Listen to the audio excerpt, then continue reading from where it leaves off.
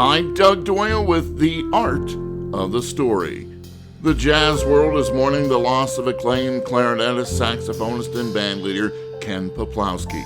He died on the last day of the jazz cruise this week, where he was playing with Paquito de Rivera and Anat Cohen all week long. WBGO's former director of editorial content and celebrated jazz journalist Lee Mergner confirmed the death of his dear friend.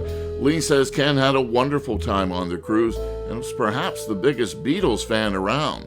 Lee Mergner said since 2021, the musician had been suffering from multiple myeloma. He battled the often fatal disease with a unique combination of courage, fortitude, and humor. Mergner says, after all, humor was just one of Ken's many remarkable gifts. He was, without question, the quickest and sharpest wit amongst all the artists. The friends sat down together in 2024 to chat. Now, as a clarinetist, it seems like there's almost sort of a fraternity or society with your fellow players like Paquito, Anat, Eddie Daniels. Of course, what was Paquito said about the clarinet? He said, "In the case, it squeaks." Oh yeah, and this famous Frank West quote. He said the clarinet was invented by 5 guys who never met.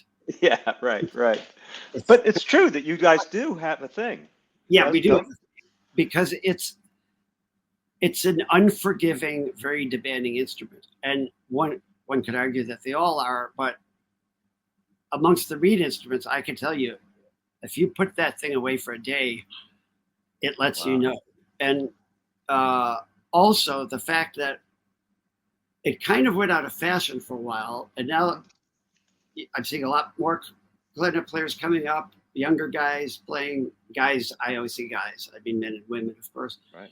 But I think it went out of fashion only because when music got a lot more electric, the clarinet, it's just not the kind of instrument like flutes or even the double reeds, oboe. So they just don't cut above a loud, heavily amplified electric band. So 2 things have happened. The art of amplification has gotten much more refined and better.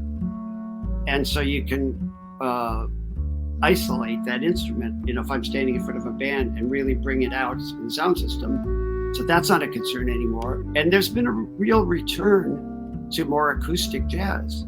And for lack of, I hate to put labels on things, but standards-based jazz, there has been a return to that. And so with that, we're seeing the clarinet players come up again. Peplowski, who worked with the legendary clarinetist Benny Goodman, was also a remarkable tenor saxophonist with a soft and fluid sound that was influenced by Zoot Sims, Stan Getz, Ben Webster, and many other tenor greats. Ken Peplowski was 66. He will be greatly missed. I'm Doug Doyle, WBGO News.